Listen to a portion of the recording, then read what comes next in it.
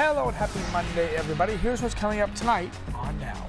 It is a lot more prevalent in our own communities than I think anyone has any idea of. Sexual assault, how to spot the warning signs, how to protect yourself, and most importantly, how to stop it. Big cheers as President Bush drives through Kennebunkport, but his arrival is a reminder that Mrs. Bush will not be joining us this summer. It's one of the most diverse student bodies in all of Maine, but in Lewiston, there are only a handful of teachers of color. How the city is looking to change that. This is News Center Now.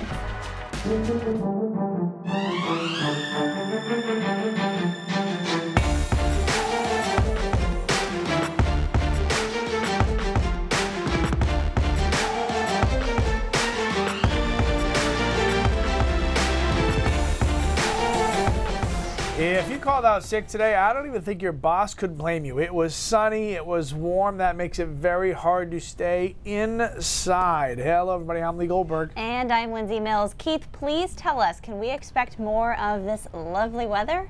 Well, kind of hard to beat today, right? The week looks pretty good overall. Today and then Friday, though, might be the best days of the week. Let's take a look at our official high temperatures, and they were warm. 78 in Portland today, 78 in Sanford.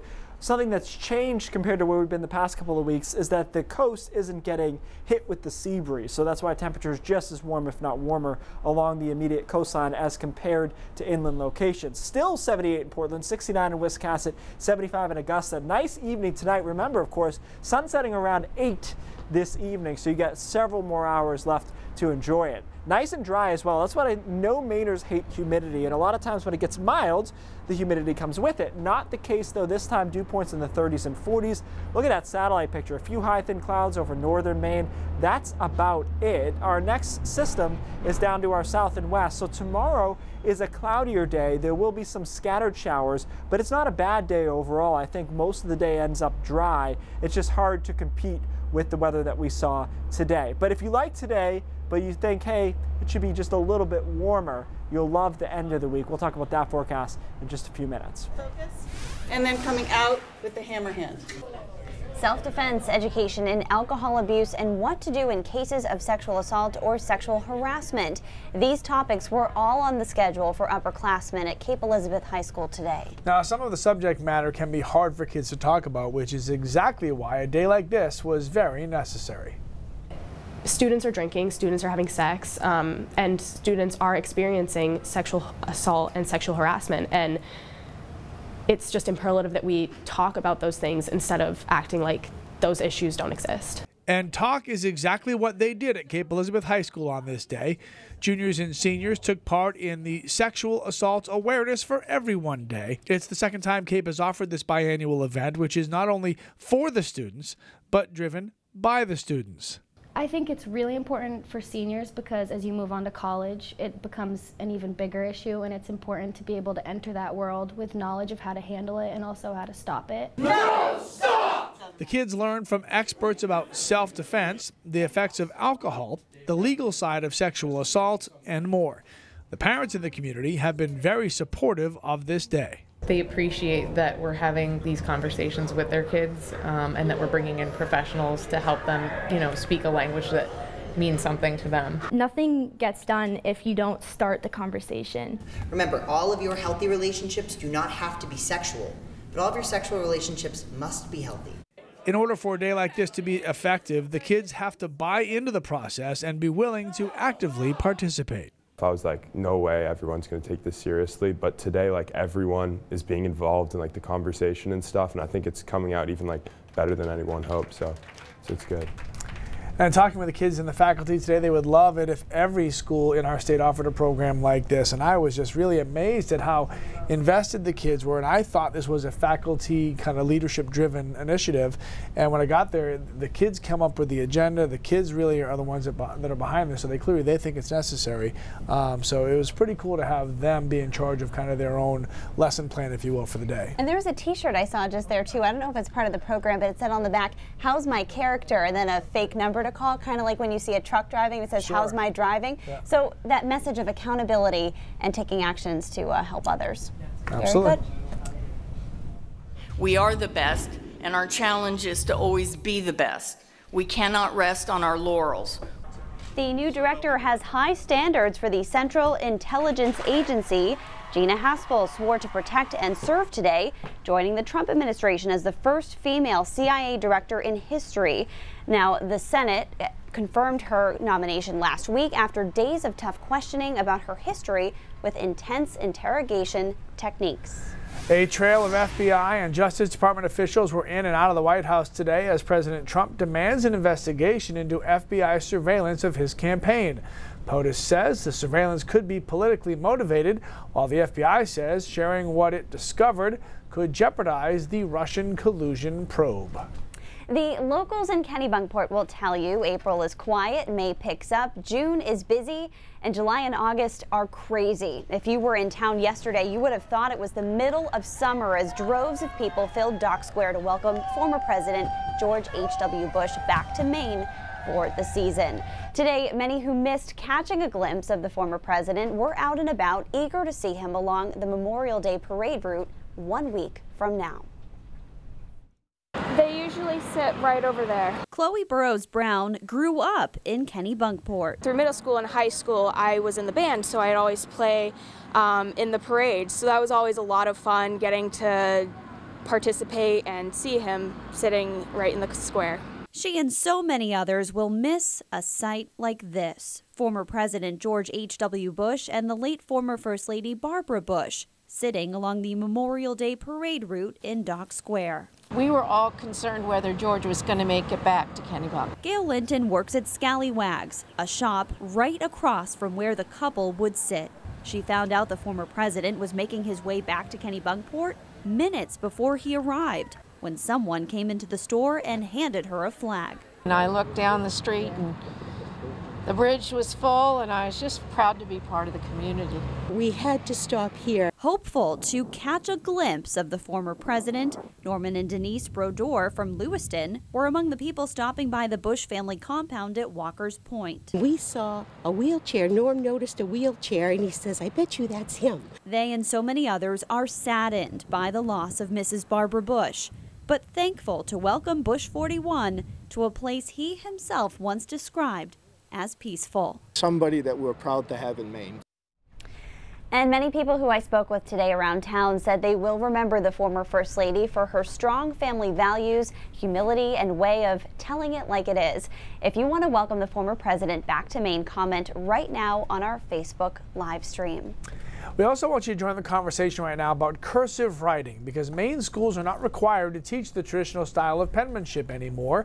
Do you think that's a mistake? Make your voice heard right now by voting in today's Pulse poll. Go to pulse.newscentermaine.com or open up the Pulse tab on our mobile app. That story coming up later on Now. Also ahead, the LA community is growing to be more diverse, but you couldn't tell if you took a look at the teaching staff. There are very few non-white teachers out there. Why the city is committed to diversifying its faculty, coming up next.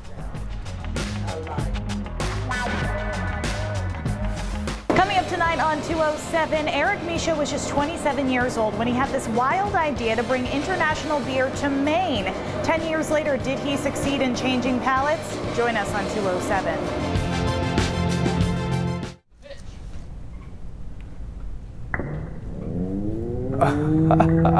So that gender reveal did not exactly go as planned, but the internet is loving it. It's a tweet from Clarice in San Francisco going viral because mom's pitch to dad just a little bit too high. So future grandpa nailed in the face with the blue dust. But congratulations to the couple and their pending baby boy. And the Red Sox are ready for a road trip. According to this Facebook post, they have their fanny packs, their jorts, fedoras, and unfortunately, it looks like Heath Hembry has a man romper. Very mixed opinions on that one. The Sox take on the Tampa Bay Rays tomorrow. Yeah, alrighty. So if you're getting ready for a road trip, be advised that gas prices are on the rise. So are rompers. The national average for a gallon of regular grade gasoline is now $3. In the past 3 months, the price of gas has spiked 41 cents.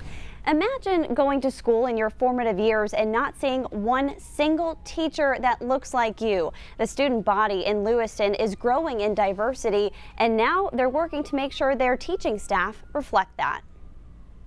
The first thing I said to my husband was, where are all the black people? So have a seat over there. Moving to Maine from Dominica and New York was a culture shock for Barbara Benjamin McManus. She was the only black teacher at Lewiston Middle School until last year, and for that reason, she says students of color gravitated to her. So if, let's say, you went to Africa and you were surrounded by people of color and you saw one white American, you would gravitate towards that American first. About 40% of the student body here at Lewiston Middle School is made up of students of color, but there are only 2 teachers of color. The city's now looking for a way to bridge that gap. One of our goals in our district is to have our educated population be a little more reflective of the students before them. Enter the Educator Diversity Initiative. It's a pilot program between Lewiston schools and the University of Southern Maine.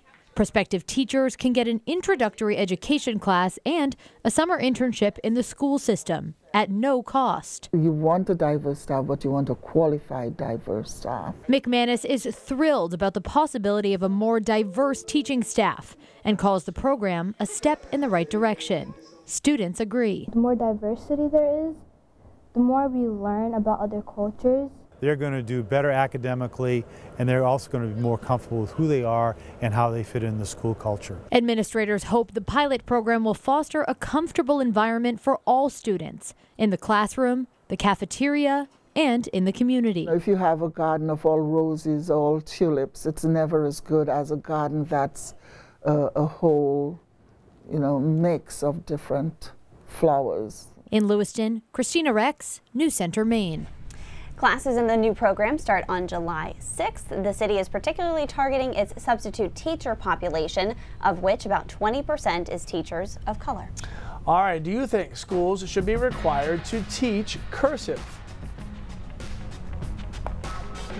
There's a lot of research that shows that any child who writes in cursive will be able to comprehend better.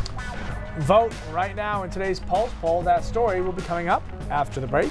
Today's weather pretty hard to beat, but will the rest of the week live up to our high expectations? Your forecast is next. All right, if you go to school in Maine, you do not have to learn cursive, according to the State Department of Education. It's up to the schools to decide if cursive writing will be part of the curriculum. We want to hear from you. Do you think cursive writing should be required in the state? Go to pulse.newscentermaine.com, open up the Pulse tab on our mobile app to vote. Some schools refuse to let the lesson die, and teachers in Dallas have discovered something as simple as good penmanship could actually bridge a generational divide. Okay, everyone needs to be working on final copies. 3rd grade is almost complete. Dear Wyatt, out of everything taught and learned each day, I love your cursive writing. The 10:30 a.m. lesson on letters, I can tell you have been practicing, might be what's remembered most. Dear Piper, from Mrs. Gunter's class. I would like to continue with our letters this summer. For an entire semester, these students and the seniors at Presbyterian Village North in Dallas were pen pals. And what the students wrote, now I have this picture of her in my mind, was overshadowed by how they wrote it. He's been practicing. I told him I thought that he had been working hard and practicing. But you know that I've got 7 grandsons, and I don't get cursive writing letters from them. I get printed letters. While many schools across America stopped teaching cursive writing, impeccable penmanship, right? The letters aren't like the print ones. Good Shepherd Episcopal didn't. There's a lot of research that shows that any child who writes in cursive will be able to comprehend better, and I kind of go with that theory. There's an advantage for cursive. Virginia Berninger is responsible for much of that research. To improve spelling. The retired educational psychology professor, one of America's leading handwriting researchers, spoke with us via Skype. I'm aware that at least 14 states have put the handwriting requirement back into the curriculum. Berninger's research shows there is benefit to teaching print, then cursive, then keyboarding. Skipping cursive means the brain and heart miss out. Oh, I've saved every one of my father's letters. Cursive writing can evoke emotion In an email, in every generation. From them. Dear Wyatt, I hope you are nice and dry On this rainy, rainy day, a dying art. The pen pals are meeting again today to write. No more. Sincerely, Sally Henneberger. And we will keep our Pulse poll open for you for the rest of the show, so you still have time to cast your vote. Yes, with a commanding lead right now. All right, the Duke and Duchess of Sussex, aka Prince Harry and Meghan Markle, posting 3 official photos from their wedding. Kensington Palace tweeted the photos saying, Meghan and Harry thank everyone who helped them celebrate their special day. The entire royal family gathered for one picture, minus Prince Louis, who at 1 month old stayed home with a babysitter. And after the pictures were taken and the festivities were over, all of the flowers from the wedding were donated to hospice centers. St. Joseph's Hospice says it was a lovely gesture, and the home smells and looks gorgeous. And Lee might not agree with me on this one, but a big part of the weekend was all about the fashion, so it's time to decide who wore it best. Camilla, the Duchess of Cornwall, or Macy Jane of Cornish. Emily Logan says her niece's fascinator looks just like the one Prince Charles' wife wore. It's a hard choice, but I think Macy Jane may pull off this look. It's not a hard choice. It's Macy Jane by a million. That's not even debatable. Are you kidding me? A baby with a bow, it's over. Like, just drop the mic. It's done. Macy Jane for the win. This, not calligraphy, cursive is such a beatdown on our poll. Yeah. I'm shocked by that. Don't say calligraphy around Lindsay. I know, right calligraphy. Don't do it. You have to be watching on our Facebook live stream to understand what they're talking about right now. It was like Anchorman. What did you say about my hair? What did you say? Calligraphy? Say about calligraphy? How could you? It's a long story. Had to do with the wedding, though, and it wasn't royal. All right. Upper 70s for a high officially in Portland, 77 in Augusta. Really nice day today. Hard to beat. I saw the argument on Twitter that this is a top 5 day of the year, and maybe hard to argue with because it was around 80 degrees. It was sunny from start to finish, and it was dry as far as the dew points go. Just a few high thin clouds out there. You zoom out and you can see the clouds off to our west. This is a little disturbance that's going to move through tomorrow, so tomorrow won't be nearly as sunny, although I don't think there'll be that much in the way of shower activity. Hour by hour forecast, the rest of tonight looks good. Remember, sunset around 8 o'clock this time of the year, so by about 1 in the morning we're in the 50s, but it's a relatively mild evening. Tomorrow we start with a little sunshine early. Clouds move in though by 8, 9 o'clock across much of the state, and then the rest of the day we just see a couple of scattered showers over western and southern Maine, but you can see that spatially most of us stay dry on Tuesday. A few more showers Tuesday night through early Wednesday, and then we should clear out through most of the day on Wednesday. Same deal. Temperatures here in the 70s, inland upper 60s along the coastline, and a few scattered showers and thunderstorms Wednesday afternoon. So the next 2 days, a little bit more unsettled, but still most of us remain dry during that period, and then back to some sunshine here on Thursday. After that, we're looking at a warm or hot day, depending on how you look at it, on Friday, into the mid-80s inland. Could be even a little bit warmer than that. Along the coastline, 80, 81, 82 degrees over southern Maine, the exception being northern Maine in the 70s there. So it's going to be pretty warm there to end the week. But of course, what we all want to know about is the weekend, and unfortunately, it's just a little too early. We've got a pretty complex situation with the front around. So it's warm, it's hot on Friday, but then the front looks like it's going to dip down near us on Saturday and Sunday. So what side of the front we end up on will make or break our Memorial Day weekend. And you know, guys, I'm not afraid to go 7 days out, but this is not one of those cases. There's just not a lot of clarity as to where that front is, and the gradient is to the south 85, to the north 57, 58. So there's a huge swing there that there's just no way to know at this point. We should have it nailed down tomorrow, Wednesday at the latest, and unfortunately it's a high stakes weekend. I'd love to be able to tell you, but we got to figure out where that front's at. In the meantime, enjoy the next couple days, and then Friday is a warm day. If you can sneak a day, an extra day, take it. Friday looks good. Beach. Beach. Yeah, Beach. 80s are warm enough for me to. I'll pick you up Friday. Okay. All right, good. News Center at 5:30 coming up next. Cindy Williams with a sneak peek. Hey, Cindy. Hi guys, people trusted this man. People who were disabled trusted him to get them from point A to point B. Well, now this driver is accused of sexually assaulting one of his passengers. We're going to have the story from the courtroom. Patrick Dempsey is a proud Maine homeowner and Mainer. We're going to speak to the star about his connection to the state and the upcoming Dempsey Challenge. Those stories ahead in the next half hour. Also, were there any warning signs that 10-year-old Marissa Kennedy was being abused? The way she died was just stuff that causes nightmares. How anybody could do that to a 10-year-old girl. It's not right. Tonight, her grandfather speaks on camera exclusively to NewsCenter. We're going to have that at the top of the hour at 6 o'clock. Back to you, Lee and Lindsay. All right, Cindy, thanks so much. More now when we come back. All right, let's take a final look at our Pulse results. I'm going to go over here so I can actually see. 95% to 5%. Yes, calligraphy, cursive writing should be back in schools according to y'all. Thanks for voting. Game over for that. All right. So we've talked about how to look at studies and determine whether or not they're credible, but I realize most people don't get to the actual studies. So let's do that with a headline. And this is from Forbes, a compelling headline, right? Peer-reviewed study finds majority of scientists skeptical of global warming crisis. Okay, you got me, right? I'm interested. Two things. You can't see it on the monitor here. You'd see it at home if they bring it up full. It's an opinion article. So right there, he's allowed to make stuff up, right? Because it's an opinion article. Well, that's not a killer. But let's look at the author, James Taylor, contributor. All right, so I looked into who is James Taylor, this contributor, not the singer, the contributor. And let's pull up who he is and his background. He is president of an organization called Spark of Freedom, which is a partisan organization that tries to influence public policy promoting free markets, energy, and common sense energy and environment solutions. So it's an energy think tank and disinformation group, if you will. Okay, fine. We're going to let all that go. The headline here was that 36% of scientists, only 36% of scientists think global warming is a threat and is man-made. Well, what kind of scientists did he poll? Turns out it was engineers. Okay, so engineers are not atmospheric scientists. But it gets even better than that. Let's move on to the actual study. So I clicked on the study. I said it's peer-reviewed, so there must be something here.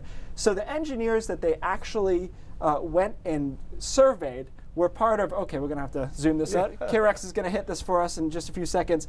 What they surveyed were, and this is real, to address this, we constructed the frames of one group of experts who have not received much attention, those who work in the industry of petroleum. So they went to Alberta, Canada, and they asked people who work in oil and gas what they think of global warming. Well, there you go. And there you go. You rest your case. It's all Brain drop just turned into a roast, BS. but it's okay. News at 5:30 starts right now.